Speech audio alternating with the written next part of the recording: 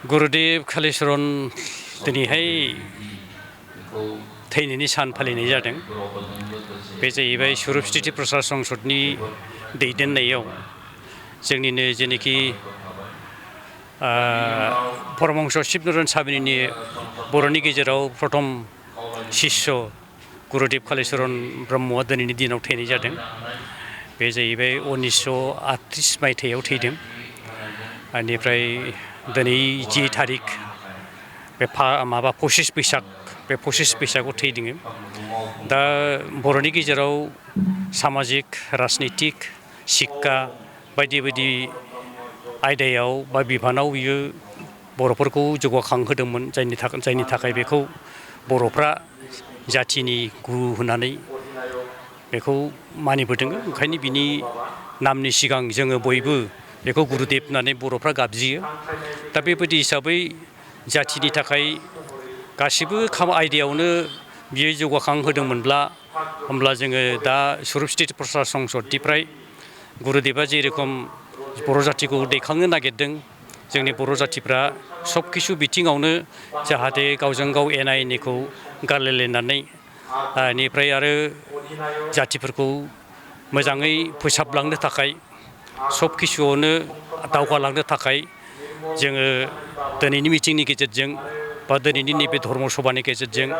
बर' जातिखौ आह्वान खालामो। जाहाथे गुरुदेवनि थालांनाय आगानजों जोङो आगान होनानै बिनि माखासे आद्रा खामानिखौ मावलांनानै बर' जातिनि थाखाय जों खामानि मावनो हायो। बिनि थाखाय आङो बा जोङो स्वरूप स्थिति प्रसार संसदआ दंनायमानि जेसेबांनाखि बर'नि अनगायैबो गुबुन मानबफोर दङ, मानसिफोर दङ, सुबुंफोर दङ, बिसोरनावबो बे मेसेजखौ हरनो नागिरदों। जाहाथे बयबो धर्मजों सोलिनानै गावनि आखल आखु सुभाब सरित्र बेफोरखौ फोसाबनानै लानानै जाहाथे गावबागाव हारिखौ, गावबागाव जातिखौ, गावबागाव न'खरखौ, गावबागाव गथ' गथायफोरखौ मोजां लामाजों लाबोनो हायो। बे मोनसे मेसेजखौ आङो हरनाय जाबाय आरो। हाबाफारियाव बेनि अनगायै गुबुन गुबुन जायगायावबो जादों एखे टाइमफ्राव? एखे टाइमाव जोङो लायाखै दासिमबो। सेन्ट्रेल बडिया गुरुदेबनि जेनोखि थैनाय सान, बे थैनाय सानखौ मोनफा मोनफा आनसलिकफ्राव बा डिस्ट्रिक्टफ्राव बिदिनो हरनाय जायो। बेनिफ्राय आरो बिनि जेनोखि जोनोम सान दंमोन 5 बैसाग, बे 5 बैसागआव बियो जोनोम जादों। 1960 मायथाइ 5 बैसागआव बियो जोनोम जादों। दा बे 5 बैसागखौ प्रत्येक आनसलिक कमिटि जेसेबांनाखि जोंनि स्वरूप स्थिति प्रसार संसदआव दङ बा जिल्ला कमिटिबो दङ, बेफोरनि कमिटिनि आखायाव हगारना होनाय जादों। बिसोर गावबागाव ओनसोलाव थांनानै बे माबाफोरखौ खामानिफोरखौ मावहैनो हागोन। अर्थात 5 बैसागखौ बियो मावनो हागोन। खिन्थु सेन्ट्रेल हिसाबै स्वरूप स्थिति प्रसार संसद हिसाबै जोङो बे 25 बैसागखौ जयै मावनायनि मोनसे थांखिखौ लादों आरो। दिनैनि सानजों लोब्बा लाखिनानै आथिखालनि जे लाइमोनफोरखौ नोंथाङा गाज्रि जानाय लोंनाय, गाज्रि हाबानिफ्राय जानगाराव थानो थाखाय मा खावलायनो सानो? बेथ' मोजां खोथा। बे जेनोखि सोंलु दं बियो आं बेखौ खुब सापर्ट खालामो। जाहाथे दा बर्थमान जोंनि बर'नि गेजेराव जानाय लोंनाया बारानिफ्राय बारा जाबोदों। जायनि फलाव गुरुदेबआ रौबारि जथि आश्रमाव थानाय जेनोखि उल्थासारा होननाय मोनसे जायगा दङ, बे जायगायाव 1929 मायथाइयाव मोनसे मिटिं खालामदोंमोन बिराद गिदिर। बेखौनो थामथि बर' महासम्मिलन होननानै बुंदों। बे थामथि बर' महासम्मिलनाव मोनसे खोथा 1 नाम्बार माबायानो जाहैबाय, प्रस्ताबानो जाहैबाय, थांखियानो जाहैबाय बर' जातिर अभिशाप स्वरूप जौ बर' समाजर পৰা সম্পূৰ্ণৰূপে বিলুপ্তি घटवा। बेखौ लादोंमोन आरोखि बियो गुरुदेबआ। जाहाथे बर' जातिनिफ्राय बे जौआ सम्पुर्ण भाबै फुरा भाबै जोबस्राङो आरो जाखारफुनाय जेनोखि गथ' गथायफोर दङ जोंनि हारिनि, बे जौजों खुनु सम्पर्क थाया। बिनि थाखायनो गुरुदेबआ बे नोजोर होनानै, भबिसतखौ नोजोर होनानै बर' जातिनिफ्राय जाहाथे बे जौखौ नागारनो होनो हायो, बेखौ बियो लादोंमोन आरो। दा बेहाय लाइमोनफ्रा एसे बे माबाफोरखौ एसे सिन्था खालामनांगौ जाहैबाय। जाहाथे जोङो बेबायदि रागियेल जिनिसफोरजों जों थायाबालानो प्रत्येक लाइमोनफ्रानो जाहाथे गावनि देहाफोरखौ नायनानै, गावनि भबिसतफोरखौ नायनानै, गावनि सोलोंनायफोरखौ नायनानै बा शिक्षाफोरखौ नायनानै जाहाथे बे रागियाल जिनिसफोरनिफ्राय गोजानाव थायो बेखौबो जोङो सुरुप स्थिति प्रसार संसदआ सिन्था खालामदों ओमफ्राय जाहाथे प्रत्येक लाइमोनफ्रानो धर्मजों सम्पर्क थानानै जाहाथे मोजां आगानखौ होयो बिनि थाखाय जोङो बिसोरखौ आह्वान खालामो आरो आथिखालनि जे लाइमोनफोरखौ जोङो धर्मनि सायाव माखासे गोहैलो गोसोखौ जों नुयो बांसिन गाज्रि आखल आखु जे धर्मआव लाइमोनफोरखौ नांथाबनो थाखाय मा खालामो जोंनि जेनाखि आदिगुरु परमहंस शिबनारायण साबि बियो बुंदों माने बोराय बयसाव बोराय अबस्थायाव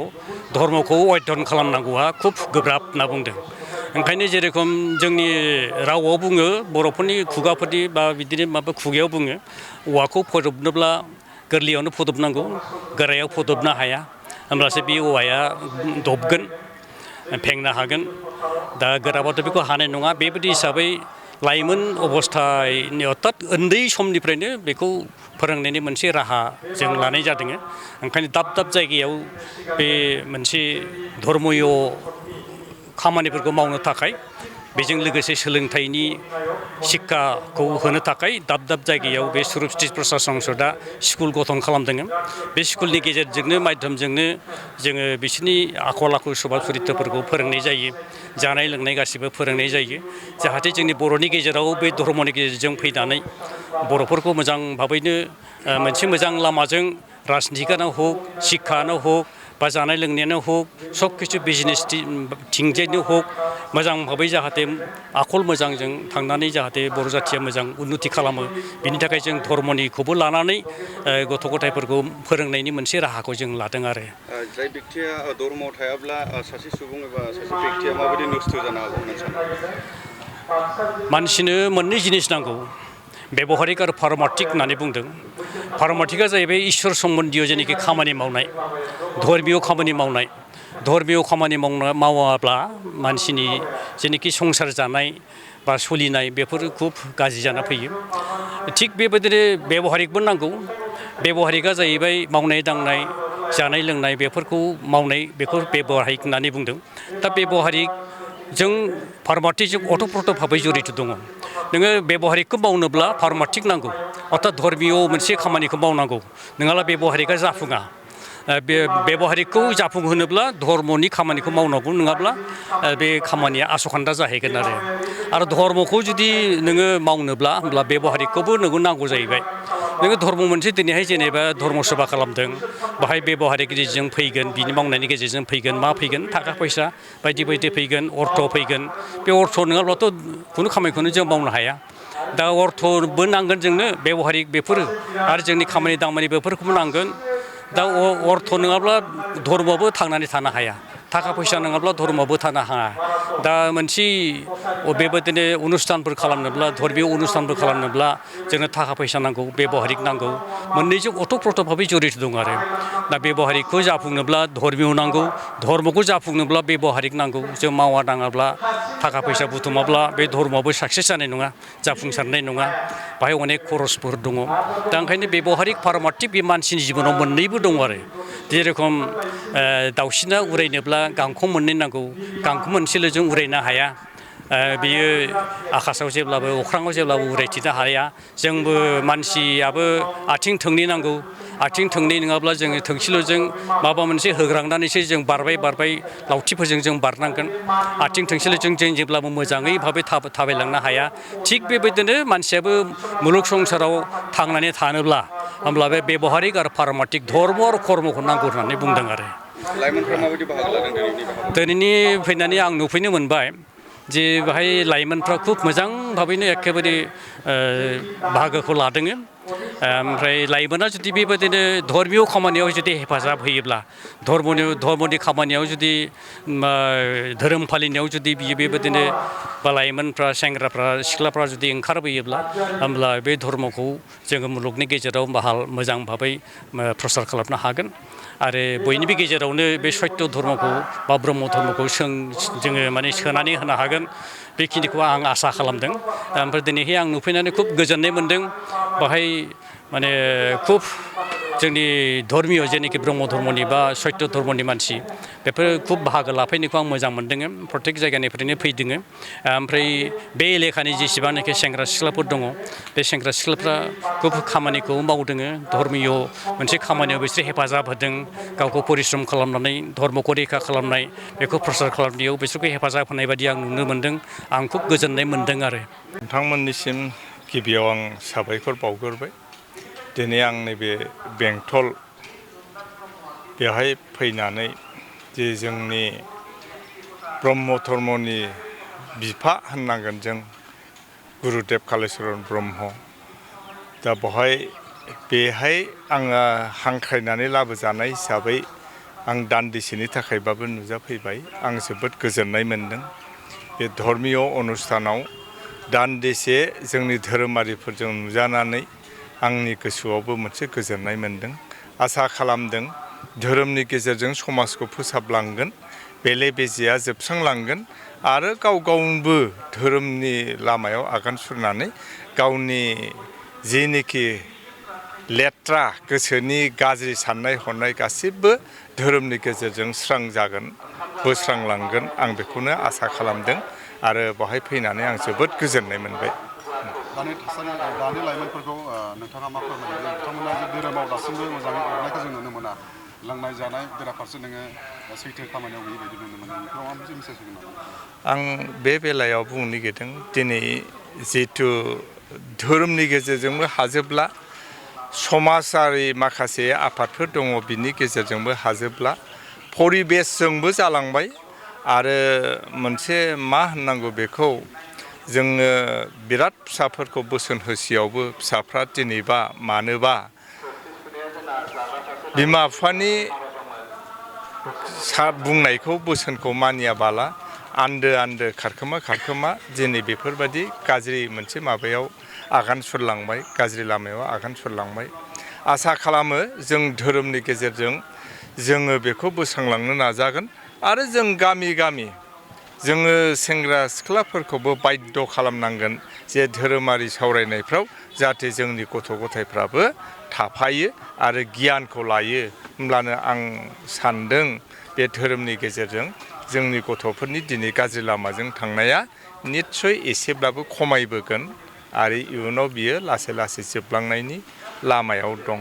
आरो बिनि थाखाय खिन्थु धोरोमल' नङा समाजारि आफादफोराबो बिनि थाखाय फरायसा आफादानो जा बर' थुनलाइ आफादानो जा बर'नि जेसेबां आफाद दं बेफोरखौ जों फोसाबलांनांगोन मानोना दिनैनि दिनाव जों नुदों जोंनि माखासे धोरोम दं जेनेबा ख्रिस्ट' धोरोमनि मानसि बेवहाय गासिबो सेंग्रा सिख्लाफ्रा खिन्थु बाहागो लायोलाय गथ' गथायाबो फिसा मोनसे बिजाब लानानैब्लाबो बिसोरो गिर्जायाव हाबो दा जोंबो बे लामाखौनो लानांगोन आरो ब्रह्मआनो जा बाथौआनो जा जोंबो बेबादिनो गथ' गथायखौ लानानै आवगायलांनांगोन बेहाय खुंफुं आफादनि जानानै जोंनि गुरुदेब कालिचरन ब्रह्मनि 88थि थैनाय सानखौ सिरलि-चिरां आन्सलिकनि सिङाव थानाय बेंटल प्राइमारियाव साननैनि हाबाफारि लानानै खुंफुंनो लानाय जादों दा बे खुंफुंनो लानायाव आलासिफोरखौ जोङो हांख्राय हरनाय जादों घनसम बसुमतारी आरो निर्मल चन्द्र बसुमतारी आरो उप अधिनायक हिसाबै बिश्वनाथ नार्जारी आरो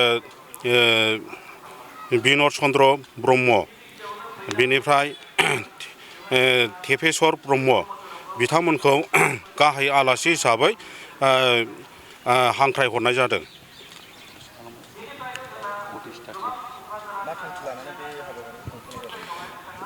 बे हाबाफारिखौ खुंफुंनाय जानाया जाहैबाय गुरुदेब कालिचरननि 88थि माने थैनाय साननि थाखाय बेखौ खुंफुंनो लानाय जादों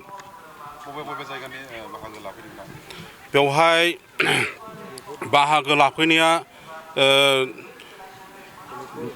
सनितपुर धेकियाजुलि अदालगुरि गसाइगाव, मुसलपुर, क'क्राझार गोबां जायगानिफ्राय बे जायगायाव आरो गवालपारानिफ्राय बे जायगायाव सफैनो हानाय जादों।